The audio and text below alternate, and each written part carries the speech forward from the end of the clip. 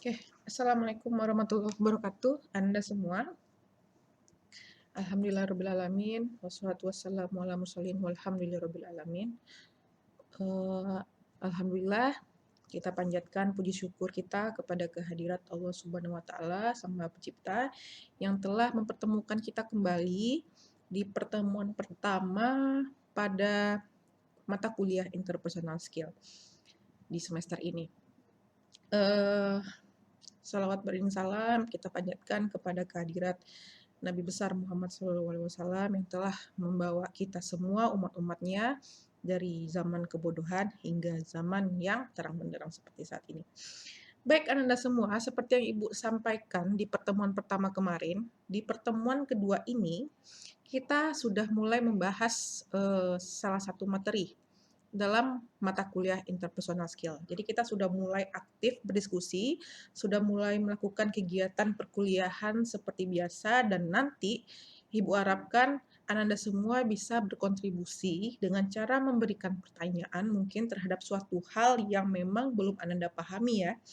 Nah, jangan sampai nanti karena ingin hanya mendapatkan nilai, kemudian Ananda asal bertanya saja. Nah, jadi Ibu memberikan penilaian terhadap Ananda yang bertanya, itu pasti juga nanti ada indikator-indikatornya. Jadi semakin berbobot pertanyaannya, maka semakin tinggilah nilai partisipasi Ananda semua. Kemudian, nilai Ananda juga akan semakin tinggi lagi tentunya Ananda dapatkan jika Ananda bisa menjawab pertanyaan yang nanti mungkin akan Ibu berikan ketika sedang menjelaskan, atau mungkin nanti ketika kita sedang diskusi, dan Ananda juga bisa menjawab pertanyaan dari teman-temannya. Ya, jadi semakin banyak kontribusi Ananda dalam menjawab pertanyaan, maka nilai tinggi itu akan sangat berpeluang sekali Ananda dapatkan ya.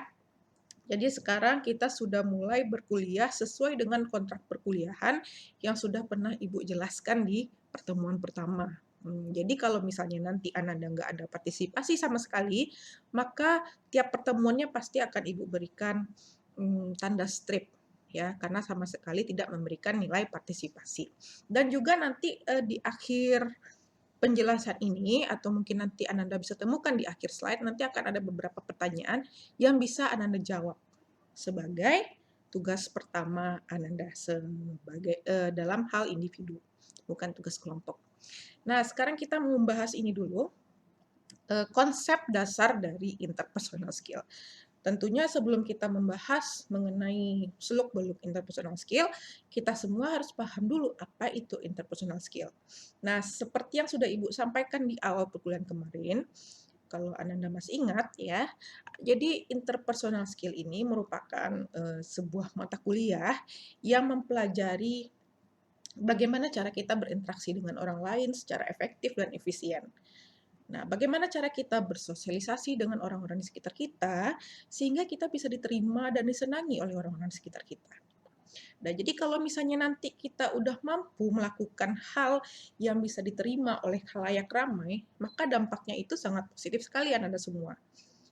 Nah, dampaknya adalah kita lebih bisa menikmati hidup kita. Dan mungkin urusan-urusan kita itu bisa dipermudah, ya kan? Karena orang lain pasti nggak akan ragu untuk membantu kita jika kita memiliki kemampuan dalam interpersonal. Dan untuk kedepannya nanti, interpersonal ini, kemampuan dalam berinteraksi ini, nanti akan terbagi lagi atas dua macam. Ya, nanti akan Ibu bahas juga. Yang pertama itu adalah interpersonal skill ini, dan yang kedua adalah intrapersonal. Intrapersonal itu adalah kemampuan kita, bentar ya, Ibu buat di sini intrapersonal tulisannya biar Anda nggak salah tulis.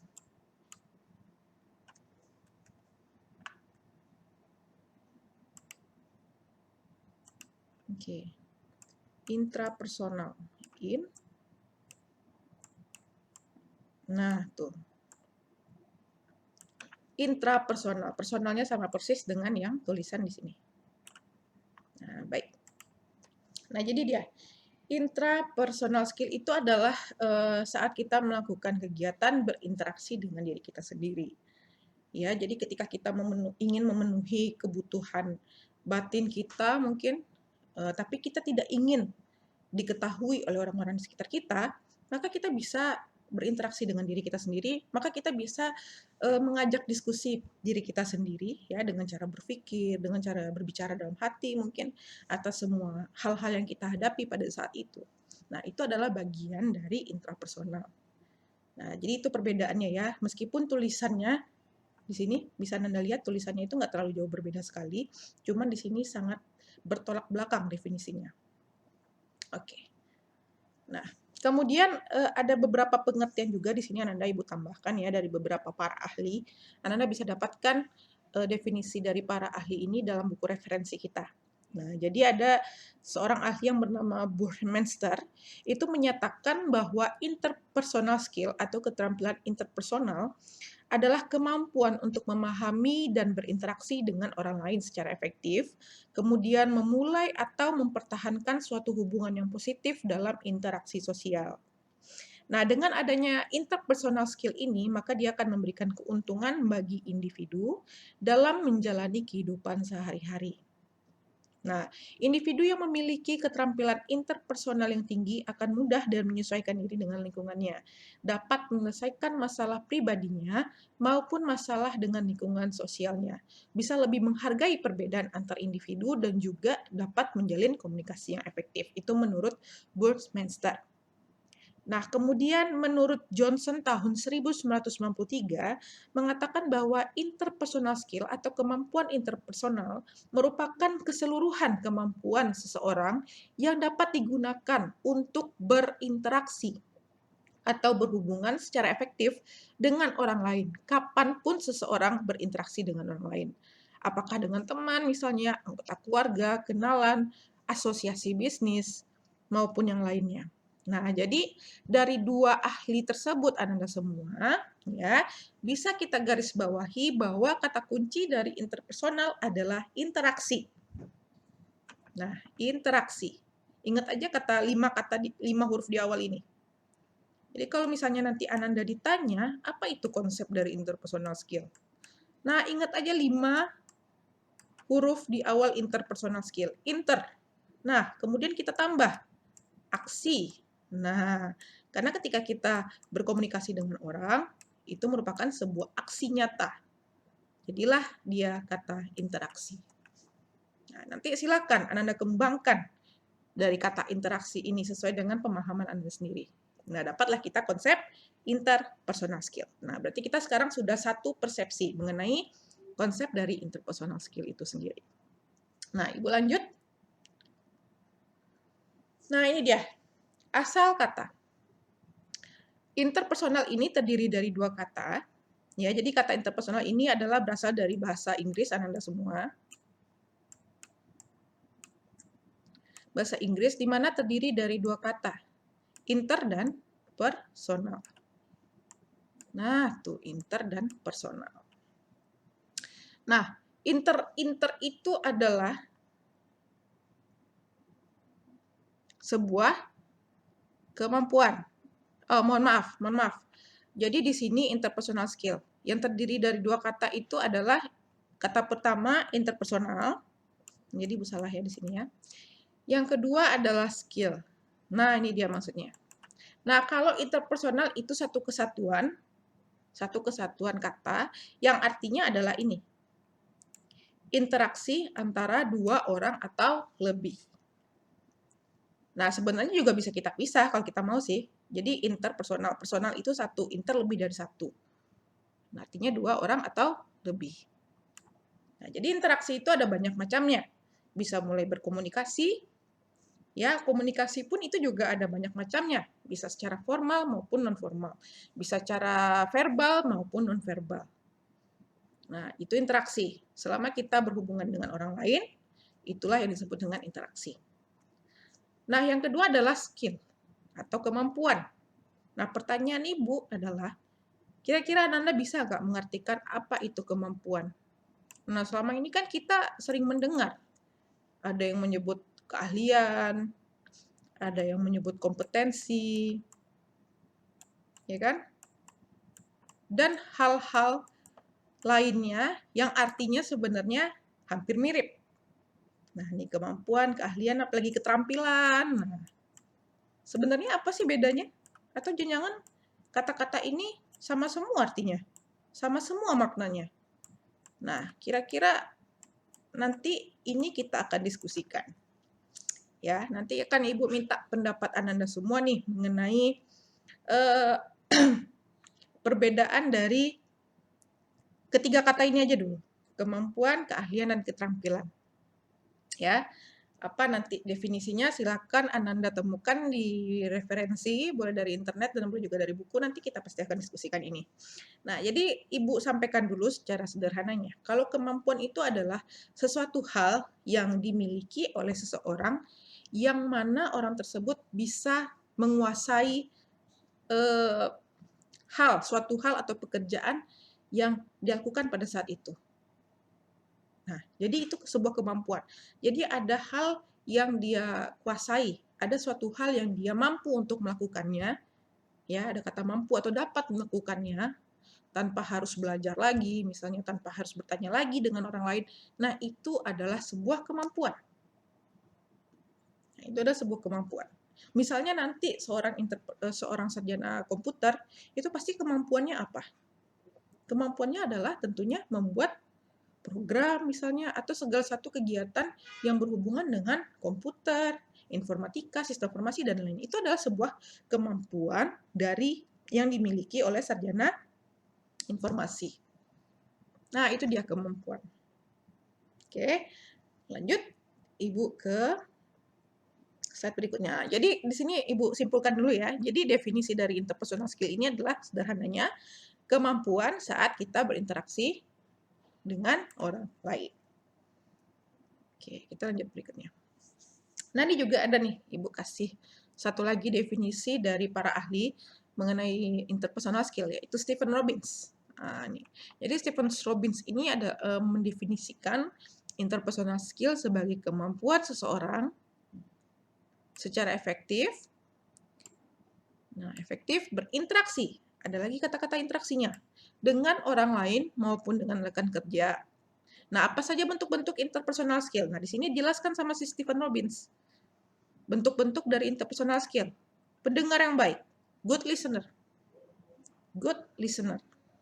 Kemudian, apalagi bentuk interpersonal skill-nya? Mampu menyampaikan pendapat secara jelas. Dan bekerja dalam satu tim. Mampu berkolaborasi, mampu bekerja sama dengan orang lain. Nah, itu kenapa Ibu memilih atau memutuskan untuk memberikan tugas kelompok.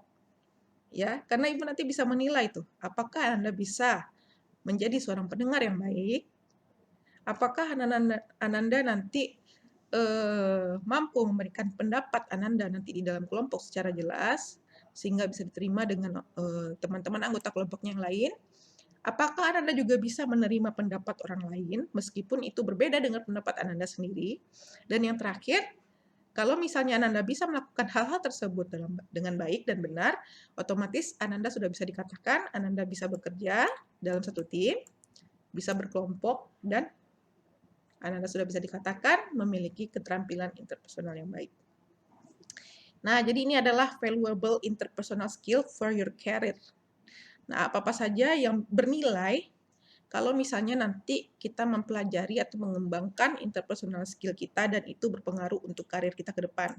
Yaitu kita nanti bisa memiliki kemampuan leadership atau kepemimpinan. Kemudian kita juga nanti bisa memiliki kemampuan untuk peduli sama orang lain berupa simpati dan juga empati.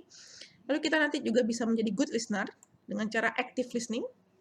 Jadi active listening itu adalah ketika kita bisa mendengar, kemudian kita bisa memahami apa yang disampaikan oleh lawan bicara kita. Kemudian kita juga bisa memberikan motivasi.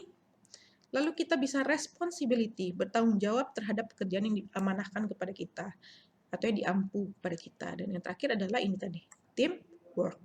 Dan ini adalah nilai-nilai yang diperlukan oleh dunia kerja nantinya. Nah, nilai-nilai ini bisa Anda dapatkan kalau misalnya nanti Ananda konsisten mengembangkan interpersonal skill yang Ananda miliki.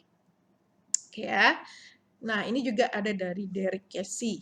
Ya, di sana dia mengatakan interpersonal skill adalah kemampuan dasar manusia yang merupakan kombinasi atau perpaduan dari pengetahuan knowledge Nah, ini dia. Knowledge itu adalah ketika kita saat belajar ini, teori-teori dari interpersonal skill. Berarti kita sedang memasuki tahap ini sekarang, pengetahuan atau knowledge. Kemudian keterampilan, skill. Nah, itu dia, keterampilan skill. Jadi dengan adanya proses belajar dari teori-teori tadi, kemudian kita praktekkan, ya itu bisa akan menjadikan sebuah keterampilan atau skill. Nah, yang terakhir adalah sikap. Nah, seseorang yang memiliki interpersonal skill yang baik, itu pasti nanti akan mempengaruhi sikapnya secara langsung. Secara otomatis pasti dia akan memiliki sikap yang baik, sikap yang positif, berkepribadian yang positif, dan lain sebagainya. Sehingga diperlukan untuk melaksanakan suatu tugas. Nah, orang-orang interpersonal skill, orang-orang yang memiliki interpersonal skill yang baik adalah orang-orang yang paling sangat dicari oleh para pencari kerja, para pencari tenaga kerja di masa-masa saat ini. Nah, jadi ini berhubungan dengan soft skill tadi Anda semua ya. Oke, kita lanjut ke poin berikutnya. Nah, ini dia tadi yang mau Ibu bahas. Jadi dalam ilmu komunikasi, memang interpersonal skill ini adalah sebuah mata kuliah yang tergabung dari beberapa bidang ilmu ya, Anda semua. Nah, ini dia. Salah satunya adalah bidang ilmu komunikasi. Di mana menurut bidang tersebut, kemampuan berinteraksi terbagi atas dua, yaitu intrapersonal yang sudah Ibu jelaskan tadi, dan yang terakhir adalah interpersonal. Oke, ini sudah Ibu jelaskan ya. Ini bisa Anda lihat nih. Contoh orang yang lagi melakukan kegiatan intrapersonal dan contoh kegiatan interpersonal. Mari kita lanjut. Nah, ini adalah definisi secara lengkapnya dari intrapersonal. Nah, ini bisa Anda lihat di sini ada tanda panah ke dalam ya. Berarti ini menandakan bahwa interaksi itu terjadi dalam diri seseorang.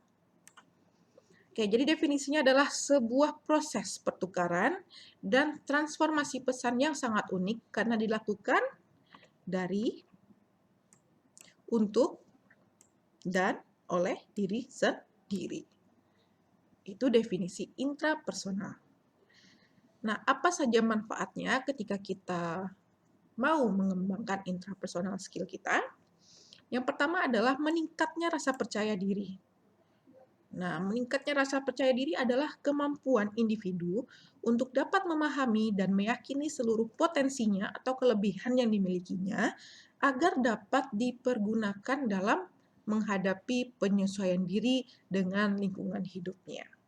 Nah, untuk mengasah kepercayaan diri Ananda memang dimulai dari intrapersonal ini. Memang dimulai dari diri kita sendiri. Jika kita memang ingin sekali meningkatkan rasa percaya diri, maka kita harus meniatkan betul-betul dalam diri kita, kemudian kita kembangkanlah dengan menggunakan proses intrapersonal tadi.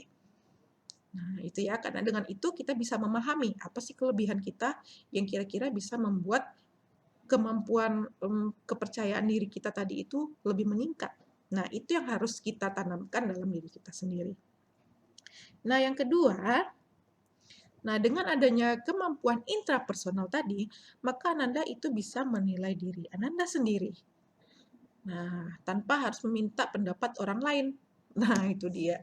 Kadang kan kalau misalnya kita ingin bertanya sama orang lain tentang karakter diri kita seperti apa, tentang apa sih kelebihan kita, potensi kita, apa kelemahan kita, kadang-kadang mereka belum tentu bisa menilai secara objektif. Nah, jadi sebenarnya yang paling objektif dalam menilai kepribadian seseorang, termasuk potensinya tadi, termasuk kelemahannya tadi adalah diri kita sendiri sebenarnya. Karena diri kita yang tahu siapa diri kita yang sebenarnya. Nah, jadi itulah gunanya kemampuan interpersonal skill, kita bisa menilai diri kita sendiri. Adalah kemampuan individu untuk menyadari kekuatan dan kelemahan dirinya. Nah, jadi coba Anda tanyakan pada diri Anda sendiri, sudah sejauh mana Anda mengenal diri Anda? Cara menjawabnya gimana? Tinggal bikin list. Bikin 2 kolom, kemudian judul di kolom pertama Anda buat tuh, kekuatan. Di kolom kedua Anda buat kelemahan. Nah, terus Anda list tuh.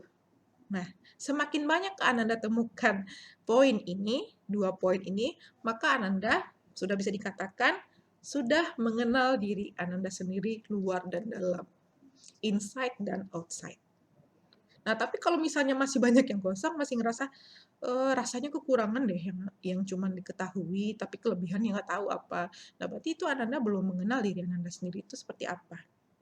Nah, justru Ibu malah heran kalau misalnya Ananda nggak mengetahui kelebihan Ananda.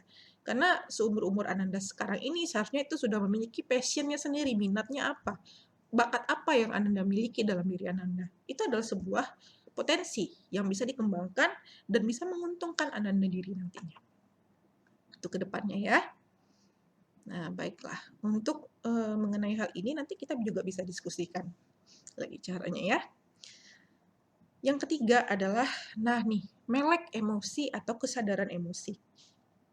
Nah, kesadaran emosi adalah kemampuan untuk mengenali dan memahami perasaan sewaktu perasaan itu terjadi. Nah, ketika perasaan itu muncul, kita langsung bisa mengetahui, wah ini sebuah perasaan yang negatif yang kayaknya nggak bisa dimunculkan saat itu juga. Contohnya kapan perasaan negatif? Ketika kita ingin marah sama orang. Pasti Anda pernah berada pada di sebuah situasi ya, di mana Anda itu benar-benar sangat kesal sekali, sangat jengkel sekali, sangat ingin marah sekali pada saat itu dan ingin meluapkan rasa kesal itu di saat itu juga.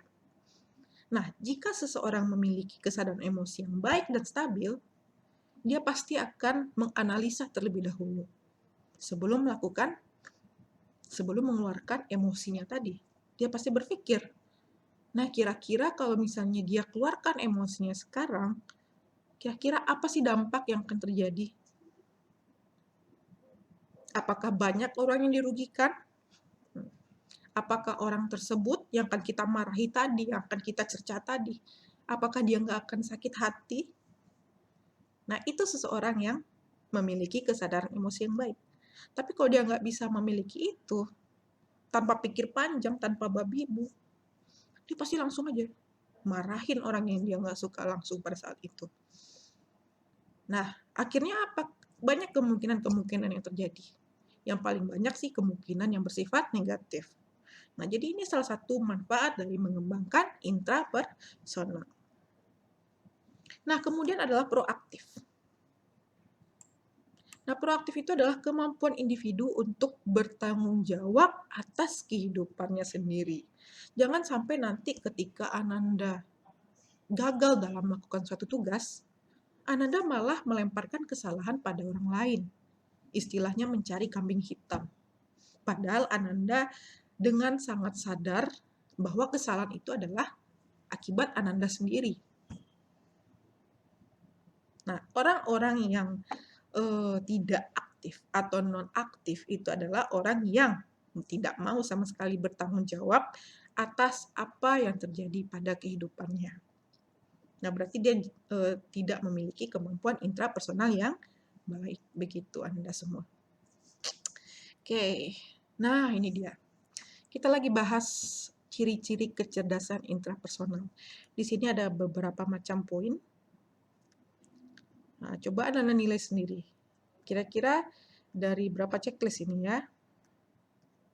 Nah, kira-kira dari semua checklist ini, Ananda dapat yang mana aja? Manakah yang benar-benar Ananda dan mana yang bukan Ananda? Kalau misalnya sekitar di atas 50%, Ananda memiliki poin-poin ini, berarti Ananda sudah bisa disimpulkan memiliki kecerdasan secara intrapersonal. Nah, sekarang Ibu bacakan aja nih ya.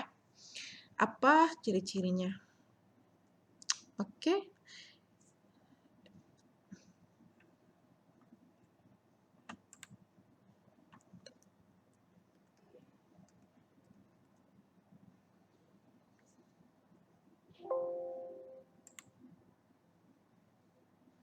Bentar ya. Nah, ini dia. Ada 1, 2, 3, 4, 5, 6, 7, 8, 9, 10. Yang pertama adalah memiliki waktu untuk bermeditasi. Meditasi ini bukan bertapa ya Anda semua ya. Meditasi ini adalah waktu kita untuk menenangkan diri kita sejenak. meditasi, melupakan semua permasalahan kita, hanya fokus pada saat itu juga untuk healing, pemulihan mental. Kemudian merenung. Merenung ini bukan melamun ya. Kalau melamun itu bisa jadi pikirannya kosong, nggak ada yang dipikirin. Tapi kalau merenung itu masih ada hal yang dipikirkannya. Kemudian kita introspeksi diri. Apa itu introspeksi diri? Adalah memikirkan sesuatu hal yang mungkin sudah kita lakukan di masa lampau. Wah, kira-kira ini betul, kira-kira ini salah atau enggak. Nah, itu termasuk introspeksi diri. Nah, kalau misalnya salah, kira-kira perbaikan apa yang perlu kita lakukan supaya tidak mengulangi kesalahan tersebut. Nah, itu introspeksi diri. Dan kemudian memikirkan berbagai masalah. Ciri-ciri yang kedua adalah suka terhadap topik mengenai pengembangan kepribadian diri dan sering menghadiri acara-acara konseling atau seminar kepribadian agar lebih memahami diri. Nah, bagi Anda yang suka dengan mata kuliah interpersonal skill, pendidikan mental spiritual, dan hal sebagai macamnya yang berhubungan dengan kepribadian diri, itu adalah Anda yang cerdas secara intrapersonal. Nah, bisa dikatakan seperti itu. Kemudian yang ketiga, mampu menghadapi masalah, hambatan, kegagalan dengan baik. Yang keempat, memiliki minat, hobi, dan cara bersenang-senang yang diperuntukkan untuk dirinya sendiri. Nah, istilahnya itu mungkin kalau sekarang viralnya disebut dengan istilah me time. Nah, itu dia. Me time adalah cara bersenang-senang yang diperuntukkan untuk dirinya sendiri supaya dia bisa melepaskan hal-hal yang membebani dirinya dalam rutinitas kehidupannya sehari-hari. Nah, kemudian memiliki tujuan hidup jangka pendek dan jangka panjang yang selalu dipikirkan secara kontinu. Jadi jika suatu tujuannya sudah tercapai, maka dia lanjutkan tuh, kira-kira langkah apa lagi nih yang akan dia lakukan untuk mencapai impiannya secara jangka panjang. Jadi selalu kontinu. Kalau misalnya udah selesai, dipikirkan lagi yang lain. Udah selesai lagi, nanti dipikirkan lagi yang lain. Nah, ada berkelanjutannya, kontinu. Kemudian mampu menganalisa kekurangan dan juga kelebihan diri. Kemudian lebih suka menghabiskan waktu untuk diri sendiri dan jauh dari keramaian. Lebih suka ya, lebih suka menghabiskan. Bukan berarti tidak suka sama sekali. Itu sangat berbeda. Kemudian memiliki kemandirian dan keinginan yang kuat sehingga tidak gampang dipengaruhi oleh orang lain. Nah, kemudian dapat mengekspresikan perasaan dan menulis pengalaman pribadinya dalam buku, jurnal, dan lain sebagainya. Ya, jadi biasanya orang-orang yang cerdas secara interpersonal itu biasanya lebih suka menulis. Atau lebih suka, ya menulis lah, mengetik, dan lain sebagainya. Mengekspresikan perasaannya itu lewat tulisan-tulisan. Dan kemudian memiliki semangat yang kuat untuk mewujudkan keinginan dan berusaha sendiri. Jadi tidak gampang yang namanya dia itu patah semangat jika kegagalan itu pernah terjadi dalam hidupnya. Pasti dengan cepat dia bisa bangkit kembali. Oke, Ananda semua. Jadi silakan nilai diri Ananda sendiri. Apakah lebih banyak iyanya atau lebih banyak tidaknya? Jika lebih banyak tidaknya, maka Ananda harus mulai melakukan tahap evaluasi diri. Nah, karena seperti yang Ibu sampaikan tadi, intrapersonal selain interpersonal itu sangat penting sekali terutama dalam pengembangan potensi kita. Ya. Kita lanjut. Nah, ini kita bahas interpersonal lagi. Interpersonal manfaatnya memanfaatkan keragaman adalah kemampuan seorang individu untuk dapat menghargai orang-orang yang memiliki perbedaan dengannya. Karena dunia ini terdiri dari berbagai macam orang dengan latar belakang yang berbeda. Kemudian seorang yang memiliki interpersonal itu akan melatih kemampuan leadership-nya atau kepemimpinannya. Di mana kepemimpinan adalah kemampuan seorang individu untuk mengendalikan sifat, kebiasaan, temperamen, watak, dan kepribadiannya dalam mempengaruhi kelompoknya dengan maksud mencapai tujuan yang diinginkan. Yang ketiga adalah terjadinya komunikasi efektif, yaitu kemampuan untuk saling bertukar informasi, ide, kepercayaan, perasaan, dan sikap antara dua orang atau kelompok yang hasilnya sesuai dengan harapan. Yang keempat adalah sinergi. Jadi sinergi ini adalah kemampuan individu untuk dapat bekerja sama atau berkolaborasi dengan semua orang dan mengutamakan kepentingan bersama, bukan hanya kepentingan pribadi atau golongan. Oke, kita lanjut. Nah, kalau tadi kita bahas ciri-ciri kecerdasan intrapersonal, sekarang kita bahas ciri-ciri kecerdasan interpersonal. Nah, apa saja itu? Ada 6 poin di sini ya. Nah, jadi yang pertama adalah dengan adanya kecerdasan interpersonal dapat mengembangkan serta menciptakan hubungan sosial yang baru dengan efektif. Nah, pertanyaannya, hubungan seperti apa sih yang efektif itu? Nah, jadi yang efektif itu kan lawannya tidak efektif, tidak produktif sama sekali. Nah, jadi hubungan yang efektif itu adalah hubungan yang tidak terlalu banyak menghabiskan waktu kita, ya, sehingga ketika kita berhubungan atau berinteraksi dengan orang, kita bisa langsung membicarakan hal yang kita ingin bahas, yang ingin kita diskusikan. Nah, sehingga kalau misalnya nanti perbincangan itu sudah selesai, maka kita bisa melanjutkan pekerjaan yang lainnya. Nah, biasanya hubungan efektif atau komunikasi efektif ini digunakan ketika kita sedang berada dalam kerja kelompok, diskusi, atau dalam dunia kerja. Yang kedua adalah mampu berempati dengan orang lain atau dapat dikatakan memiliki kemampuan memahami orang lain secara utuh. Yang ketiga, memiliki kemampuan dalam mempertahankan hubungan sosialnya dengan cara yang efektif. Lagi-lagi efektif. Sehingga apa? Sehingga hubungan sosial yang dibinanya tidak akan pernah musnah, tergerus waktu, bahkan senantiasa berkembang semakin mendalam lagi. Kemudian yang keempat, dapat menyadari komunikasi, baik secara verbal ataupun nonverbal, dari orang-orang sekitarnya. Nah, dapat dikatakan bahwa orang-orang dengan kecerdasan interpersonal tinggi memiliki sifat sensitif terhadap perubahan sosial serta tuntutan-tuntutan yang terjadi dalam lingkungan sosialnya. Lanjut yang kelima, dapat memecahkan masalah-masalah yang ada pada hubungan sosialnya, tentunya dengan pendekatan win-win solution. Apa itu pendekatan win-win solution? Jadi ini adalah sebuah pemecahan masalah, sebuah teknik pemecahan masalah di mana tidak ada orang yang diuntungkan dan tidak ada orang yang terlalu diuntungkan, mohon maaf, dan tidak ada orang yang terlalu dirugikan. Jadi semuanya sama besar imbang nih. Yang nggak ada yang lebih untung, nggak ada juga yang lebih rugi. Selain itu juga dapat mencegah terjadinya masalah pada hubungan sosialnya. Next, memiliki keterampilan komunikasi yang baik. Dalam hal ini mencakup pada keterampilan berbicara, mendengarkan, serta menulis secara efektif. Selain itu, mereka yang memiliki kecerdasan interpersonal juga akan memberikan penampilan fisik yang memang sesuai dengan tuntutan dalam lingkungan hidupnya. Oke ya, nanti kalau misalnya jika Anda ada yang ingin tanyakan soal poin-poin ini, silakan saja nanti disampaikan dalam diskusi. Oke, Ibu lanjut aja, karena waktu kita terbatas ya. Ini sudah udah lewat 30 menit. Sementara slide-nya masih banyak nih. Mungkin nanti ada yang Ibu bacakan sekedarnya aja. Nah, nanti tugas Ananda untuk mendiskusikannya. Oke, jadi ini adalah kesimpulannya. Kita lanjut. Ini adalah bentuk-bentuk interaksi sosial menurut ahli, yaitu Gilin dan G.L. Gilin. Jadi ini adalah dua bersaudara yang ahli dalam ilmu interpersonal skill, di mana dia di sana mengatakan atau membagi interaksi sosial terhadap dua cara, yaitu yang ada bersifat asosiatif dan juga ada yang bersifat disosiatif. Nah, di sini bisa Anda temukan bagaimana ciri-cirinya dan juga perbedaan antara asosiatif dan juga disosiatif tadi.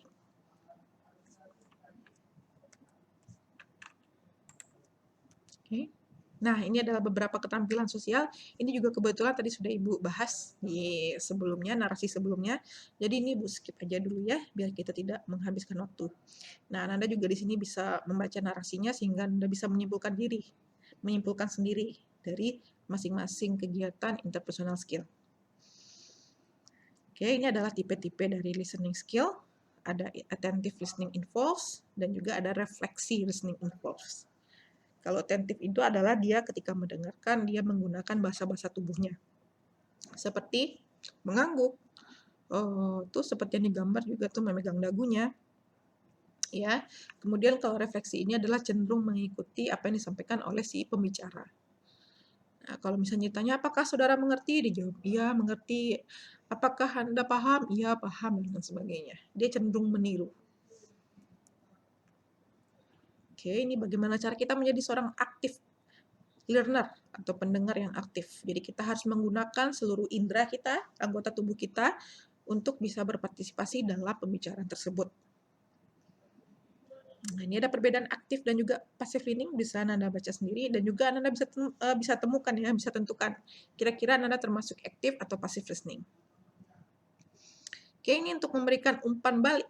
Nah, ini penting banget nih dalam sebuah diskusi, dalam sebuah forum, atau dalam perkuliahan. Karena seorang mahasiswa itu memang diharapkan untuk memberikan umpan balik dari apa yang disampaikan oleh dosen-dosennya. Nah, ini dia pengertiannya. Setiap bentuk komunikasi yang disampaikan kepada seorang dengan tujuan agar orang tersebut mengetahui dampak pembicaraan atau perilakunya terhadap si pembicara. Oke ya, kita lanjut. Nah, ini adalah feedback positif dan juga negatif. Umpan balik positif lebih bisa diterima daripada yang negatif. Tentu ya, karena rata-rata manusia itu sifatnya lebih menyukai suatu pembicaraan yang positif dibandingkan dengan yang pembicaraan negatif. Nah, apa contoh feedback negatif? Misalnya adalah memberikan kritik. Nah, seseorang yang memiliki interpersonal skill yang baik, dia cenderung suka kalau misalnya dia dikritik, karena dia bisa mengetahui perspektif orang lain, lemahnya di mana, dan lain sebagainya. Oke, ini cara memberikan feedback yang baik.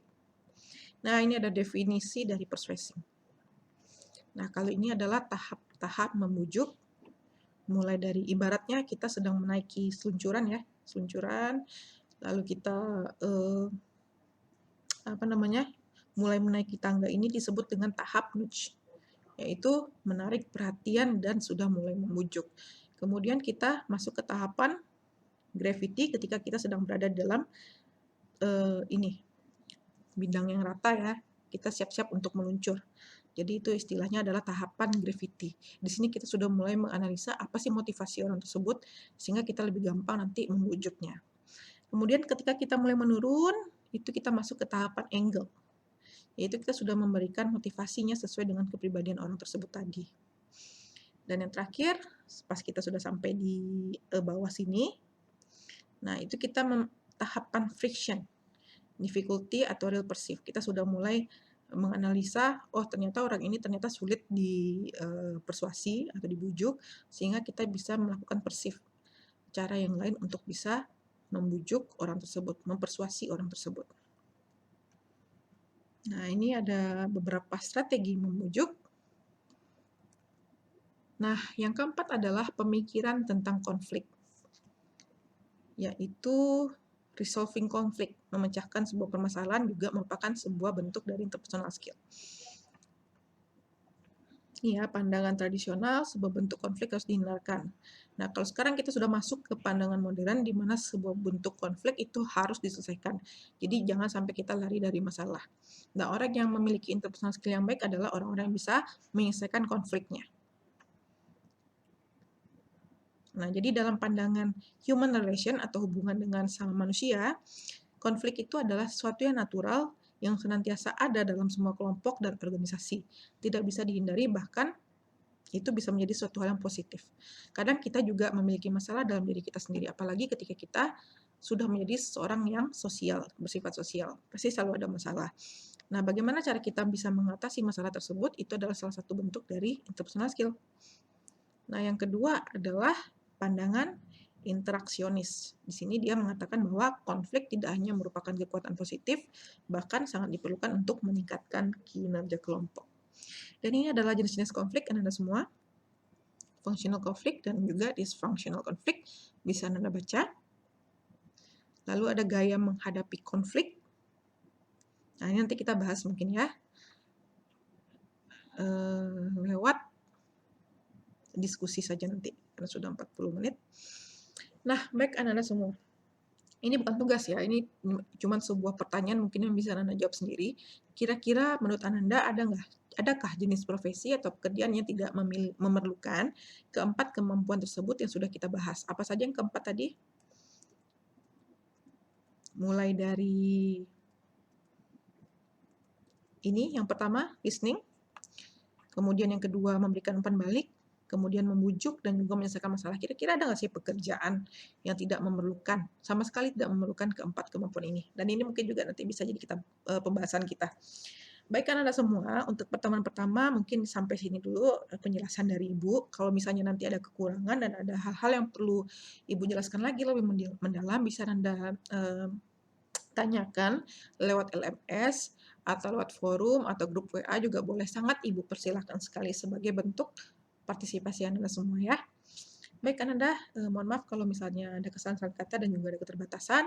Ibu akhiri dulu, eee, rekaman video pembelajaran pada kali ini. Wabillahi taufiq wa hidayah. Wassalamualaikum warahmatullahi wabarakatuh.